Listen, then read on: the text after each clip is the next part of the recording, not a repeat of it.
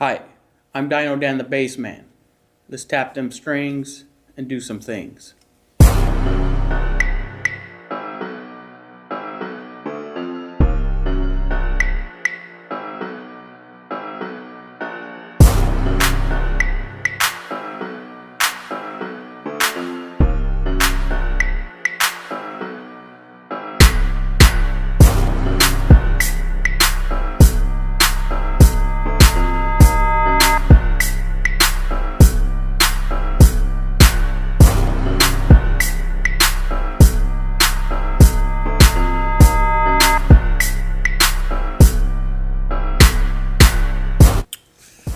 Hi, I'm Dino Dan, the Bassman. Welcome to my channel. I want to give you guys a different perspective here on YouTube and to the bass community. I'm relatively a new bass player. I just started playing bass, and I say again, in April 23. I did play back in early 2000s for about a year or so, just kind of a supporting cast to a small men's Bible study group. I never really learned how to play the bass. This year, April 2023, with encouragement from a worship leader at my church, with recent events of a good friend of mine passing away who always wanted me to play the bass, I decided to pick it up. And you could say I went full board. I'm going to show you the equipment I've purchased since then. It is now February 2024. So roughly 8 months or so. This is what I have accumulated as far as bass gear.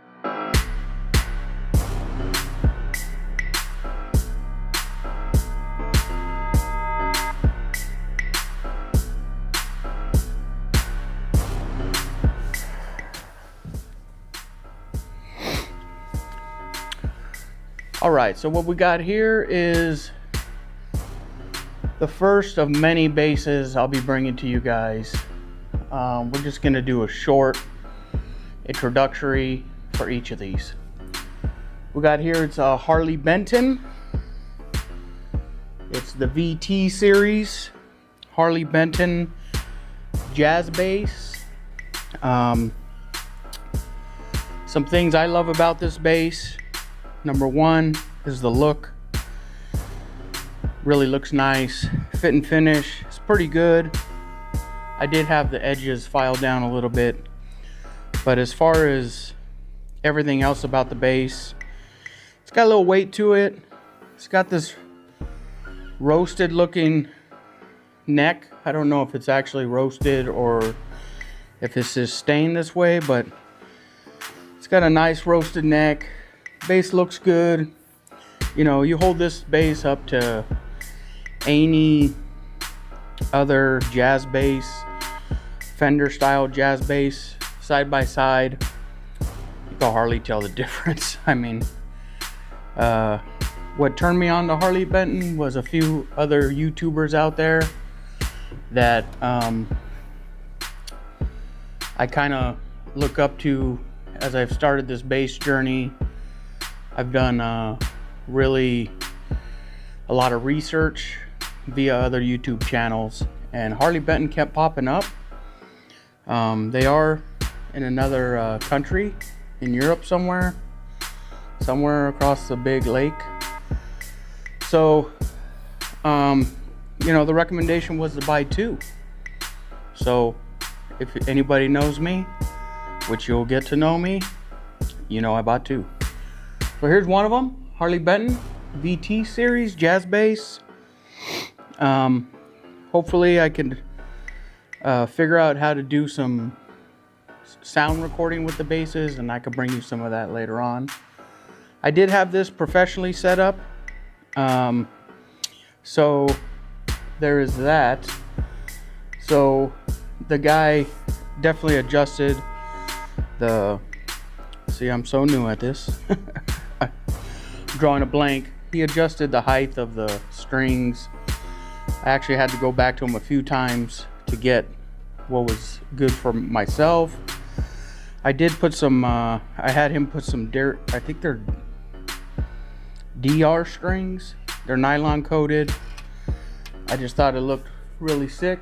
I got no experience on actually playing them, so I'm pretty much trying a bunch of stuff out. So that's the Harley Benton Jazz VT series bass. Pretty cool, nice bass. I think at the time it was like 130 bucks plus shipping, which is why you buy two, because it's not that much more to ship two rather than one.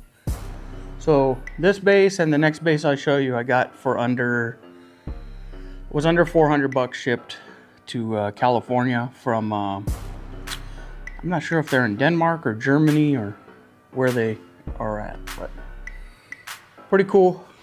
Do a close up. You can see that roasted neck. Sorry about the lighting, but it's just really nice looking bass for the price. Okay, the next bass here is from Harley Benton also. So I got a jazz bass, so I had to get a P bass also. This is the Harley Benton Standard Series P bass. What I really dug and really liked about it was this flat black finish. I just thought it looked great. It's done pretty well for, again, the price point of these basses. Then I had to get the matching pick guard. So yeah, this is the P bass from Harley Benton with the flat black finish. Sorry about that. Feels really good. Again, this finish is flat black, but it's really smooth. The sides on this were actually money. I did not need to get them filed down. I did get some height adjustment on the strings. When I mean file down is like the frets, the sides of the frets. On that one, it was a little prickly. On this one, it's acceptable. Again, I put the same DR, I think they're called Black Beauties, nylon coated, round wound strings. Feel really good. One thing about these strings I'll say is they feel like they have a little tack to them, and I don't know if that's just me, like if that's just something you get with with that style, or I have a flat wound nylon coated strings by a different company on a different bass. They don't have that same little, almost like a tackiness. Anyways, it doesn't bother me. I like it. This bass is, again, for the price and what you're getting, it's really nice. It's well done. I mean, again, for under 400 bucks, two basses, a jazz bass and a P bass. I could not ask for more. There's that headstock, Harley Benton headstock. So those are my first two basses. Okay, the next three basses I wanted to show you all together because they're what I consider my shorties, because they're all short scale basses. Two of these were kind of my first serious basses where I knew this was going to be a problem. That I knew that I was just going to love this hobby. And I had bought some entry level stuff, and then I bought these. So one is the Made in Mexico Fender Mustang. This has about a $850 price tag. I got it from Sweetwater. They do an awesome job over there. I really recommend buying your stuff from Sweetwater. So what drew me to this bass was simply the PJ setup, the color, And I had no idea what this bass was going to be like when I got it. I had never picked one up. I know that's contrary to what everybody says to do. I don't do things like everybody else, and there's good sides to that and there's bad sides to that. Number one, when you get something really nice, you're super excited. Like, you're surprised. Number two, if you don't get something nice, I'll tell you a story about the Gibson later on, then you're a little let down. So there's pluses and minuses. So anyways, this is a PJ Fender Mustang. I think they call this like the Tobacco Sunburst. Really nice edges. Just, this bass is so comfortable to play. Just everything about this bass is just, I just love it. I mean, the neck seems to be lacquered in the front, some kind of lacquer, but in the back is really smooth. It's got that nice skunk stripe. Man, I'm telling you, this bass is just definitely a bass that I recommend. Next one. So while I was looking up Fender basses, this name kept coming up, Marcus Miller. And of course, in the other YouTubers I watch, it just kept coming up, Marcus Miller, Marcus Miller, Marcus Miller. I don't know nothing about Marcus Miller. One of the most iconic bass players still alive. Again, I don't know nothing about him. So I started looking up his basses, and I ran across this bass. This is called the U5. It's a short scale PJ, same setup as that one. Again, I bought it from Sweetwater at the same time. I said, I'm gonna do this. I'm gonna buy 2 short scale PJ basses that are supposed to be pretty equivalent as far as price wise. That one's $850. I think this one's $550. And I want to really see the difference, because everybody says you get more value with your Marcus Miller basses. So I could surely attest to you, you do get that value. These edges, they call them endless edges. They're just so nice. Again, same thing here, but for a $550 bass, you're like, wow, these are really nice. Like, they're just, it's so rounded on the edge. This bass has kind of been a bass that kind of worked its way into a niche for me. So whenever I do worship with a couple here at church, they're kind of softer. They like a more mellow set. So I decided to put nylon coated flat wounds on these. Roto something. Again, I'm not super familiar. So Roto something, nylon coated flat wounds. And wow, this bass is so smooth. I could sit on the stage with the guitar player and 2 singers, no percussion, and I can just kind of ease my way into the set and just play at ease and not offend anybody. And again, I'm sure you could do that with other stuff. I'm just saying, this bass has fit so well, and I enjoy it. It's a beautiful bass. So I bought those both at the same time from Sweetwater. And then an ill-advised purchase. I don't suggest you buy basses this way, but I bought this bass based off a picture that Facebook kept putting in my feed. This is the Schecter Banshee short scale P bass. Man, it looks so beautiful. I just love that color. The edges, they're not rounded off. They're not sharp by any means, but it's not as rounded as these. Again, I think this was in that 850 to 750 range. I think I got it from, was it man, I forgot. I called them up, talked to them. They gave me a little bit of discount, but I forget the name of it. I'm sure I'll remember when I do like a serious review of it. So again, it's short scale, it's punchy. I mean, it's really punchy. This thing, I love to just take it when I'm playing with just somebody in a room, and I could just, you know, hook it up to one of these smaller amps and just punch it. Like, I dig the way it looks. I like this telly style setup right here. Yeah, it's a beautiful bass.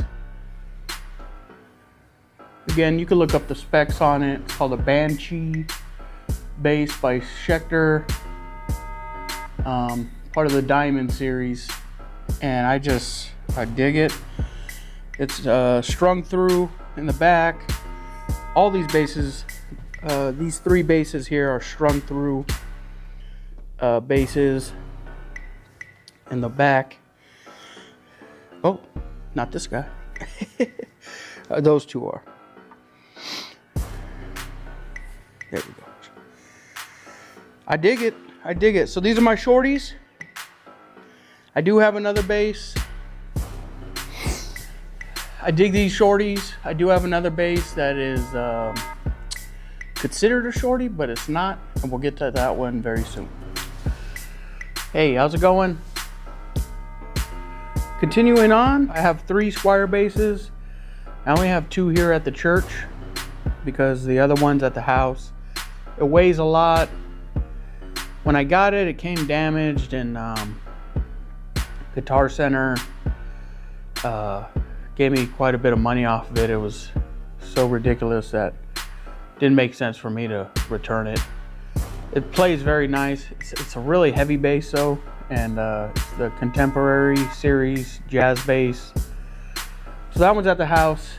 Maybe I get some other footage of that one day. But these 2 guys here, they're kind of little niche basses, what I call niche. They're from the Paranormal series, because they kind of combine all kinds of different bass, guitar features. So this one is supposed to be a short scale. It is a short scale if you look at the fretboard. This is the, they call it the Paranormal Rascal bass. It is a short scale if you just look at this. However, the neck. But since the neck is attached so far up the body, it size-wise, and the body's kind of a big body, size-wise, you know, next to that one, it's not much as in way of shortness. What drew me to this bass initially was the reviews it was getting. This one came out in 2023, so last year.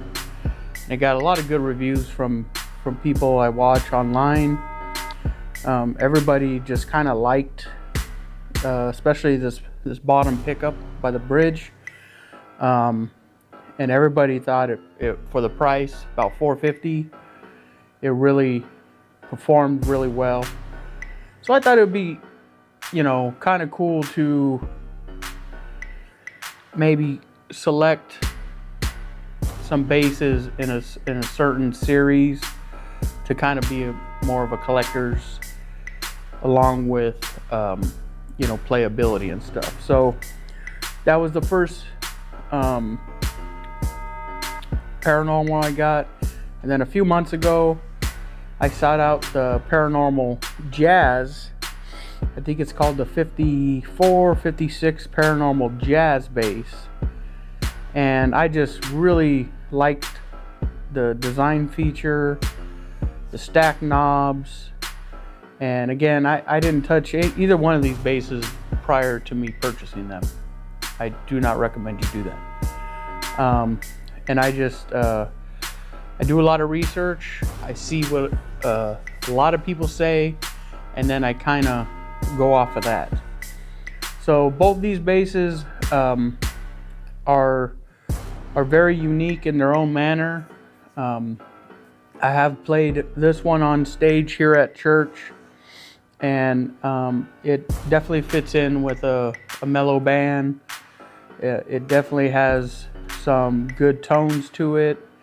And then this guy right here, I just kind of bust out, you know, when we do some jams here, or whenever I want to just play something a little different, get a little bit of different tone to them. Heavy wise, this is a pretty heavy bass. It does have the string through body.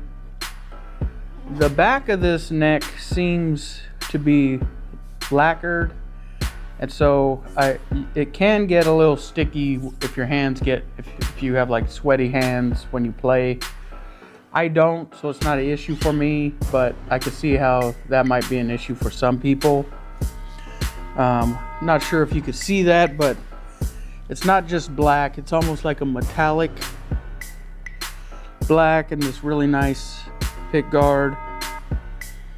Really, you know, for 450, really nice bass. And then this guy I actually got off a Reverb from a seller in Arizona. This is a gold aluminum pick guard. This is a straight black paint job. Again, this neck is a little, it's got that lacquer also, so if that's an issue, you know, I know some people will even go as far as to sand it down a little bit. This neck seems to be a little more flatter than this other neck here.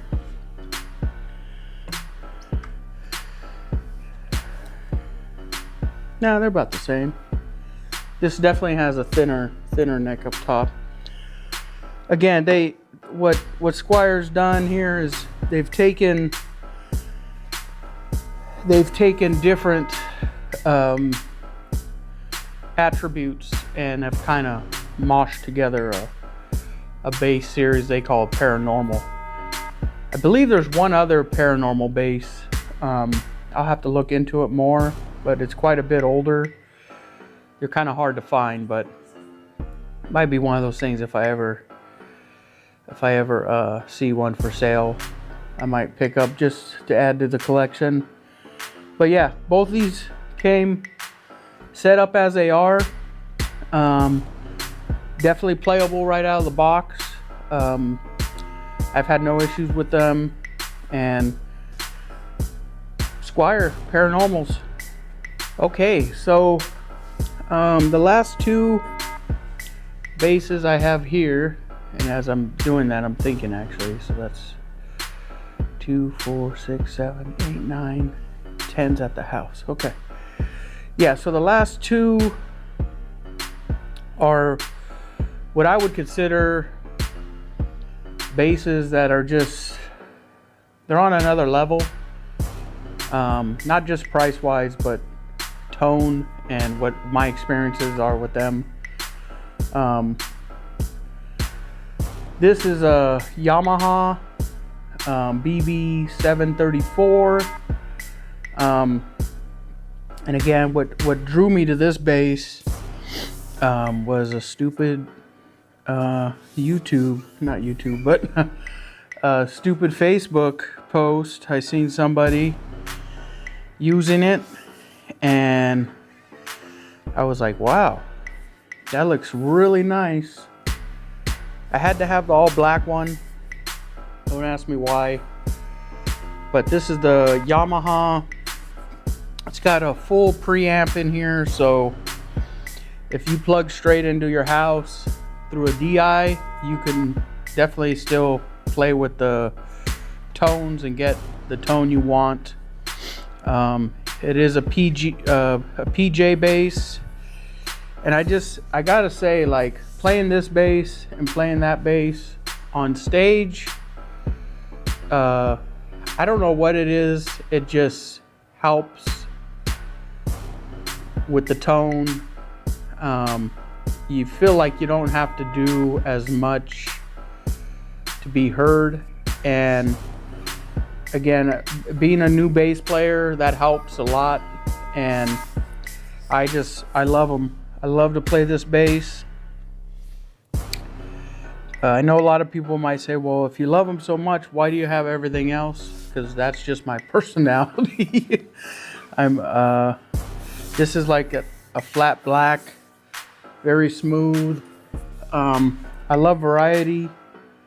Just love to have options, and I'm the same way with a lot of hobbies I have.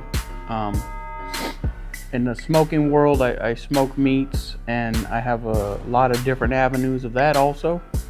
So my pride and joy, and I say that, you know, without too much pride involved, because that's not the guy I am. But man, this Rickenbacker, this is a 2023 Maple Glow, I believe they call it, and it is just, I love it. I know a lot of people talk about them. They're heavy, they're this, they're that. They just kind of have one sound. Man, I love it. The drummers I play with, they all prefer me to play this bass tone-wise.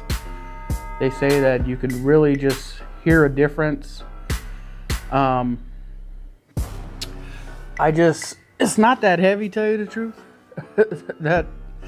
That guitar I got at the house there, by Squier, is definitely heavier than this one. It's just so beautiful. They're made here in Santa Ana, which is, you know, a 5-minute drive from me. The workmanship, when you buy something made in the USA, this is what you expect. And I'll kind of lead into an issue I had with Gibson. I kind of got on this thing where I wanted to buy a couple of high-end iconic basses made in the US. So of course this one was first on the list. And then I made a purchase a Gibson SG. Had high hopes, and they whiffed. Wow. They whiffed, and it's kind of sad. But back to this bass here. This bass, I mean, I know a lot of people will take this plastic guard off. I like to use it for thumb rests right here when I play low, and it don't bother me when I'm playing high. I kind of use this guard right here, so it doesn't bother me, and I think it looks cool. I know it's just chrome plastic, whatever, but this wide neck, shallow, like, it just, man, I love it.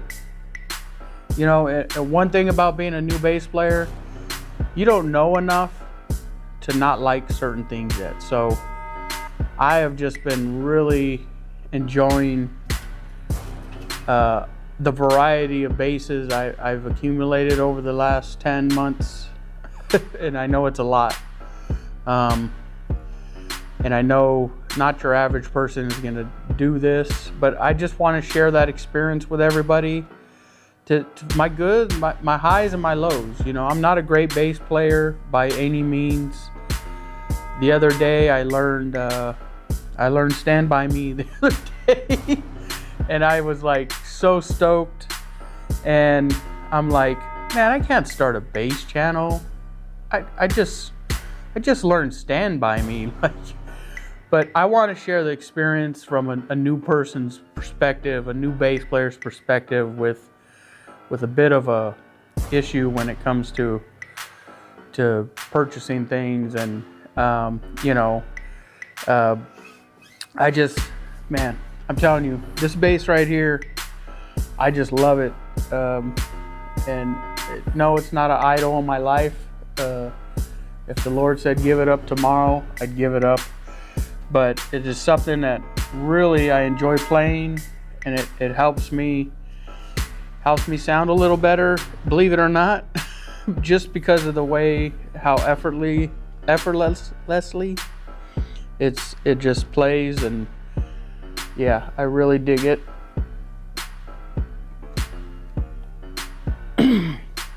So those are my two what I would call higher end basses. I think this one was in the 850. I actually bought this on Amazon. I couldn't find them anywhere. Amazon had one. It came from the East Coast somewhere, and yeah, Amazon came through. Never thought I'd buy a bass on Amazon.